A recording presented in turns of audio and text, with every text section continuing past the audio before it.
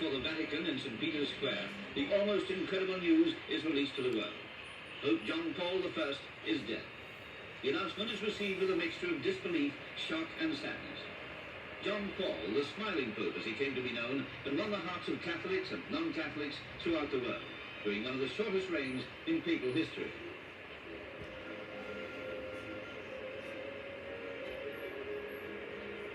A gathering crowd of mourners comes to pay its respects to the lonely figure lying in state in the Clementine Chapel.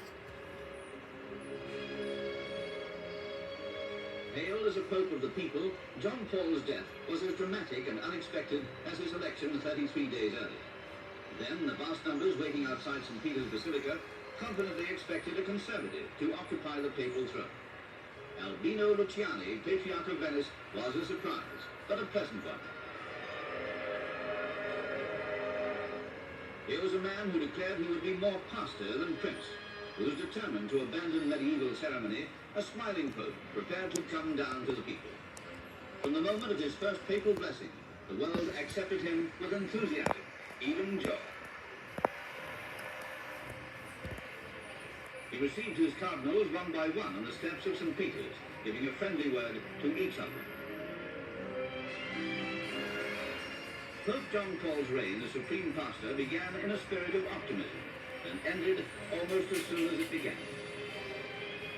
On a gloomy, rain-filled day that matched the sadness of the occasion, Pope John Paul is carried to his last Requiem Mass.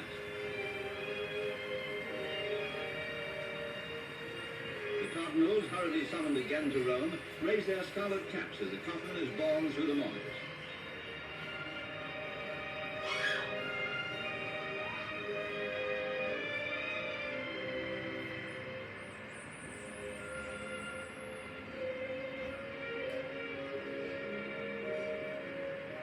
It's raining heavily now, but the crowds remain.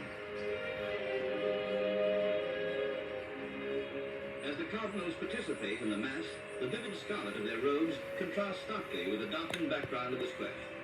Not far from their thoughts, the question of succession to the chair of St. Peter. The lonely coffin is a cruel reminder that here, a few days ago, a vast concourse of the Catholic faithful joyfully gathered to celebrate the beginning of a reign which held hope for the world. Pope John Paul carried the keys of St. Peter briefly, but he will be long remembered. It's no strange sight for Londoners.